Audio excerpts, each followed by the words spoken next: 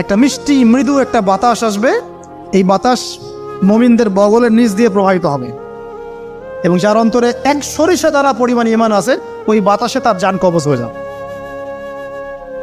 বাকি থাকবে সব এই যে গরু ছাগল হাঁস মুরগির মতো মানুষ, গবাদি পশু, আল্লাহ বলার মতো মানুষ নাই, রাস্তা মোড়ে মোড়ে জেনা করবে। এটা আরো অনেক পরের কথা, অনেক পরের কথা। আমরা ওই যুগ দেখতেও চাই না, বাঁচতেও চাই না ওই যুগে, তাই না ভাই?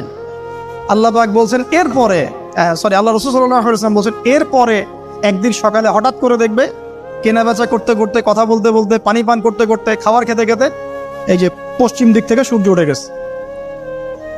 তার মানে কি ওই দিন কিয়ামত হয়ে যাবে, এবং এটা এত ফাস্ট হবে, এত দ্রুত হবে। আল্লাহর রাসূল সাল্লাল্লাহু আলাইহি ওয়াসাল্লাম বলেছেন যে কেউ বাসায় ফিরে যাবে, আহাল পরিবারের সাথে একটা দেখা করবে, এই সুযোগ পাবে একদম ইনস্ট্যান্ট ডেট ছাড়। একটা বজ্রনীলা প্রচন্ড মানে শব্দ, এর বিকট একটা শব্দে পুরো মহাবিশ্ব তোলপাড় সৃষ্টি হয়ে যাবে, একদম শেষ। এই হলো সিংহার প্রথম ফুক, শেষ, সব ডেট।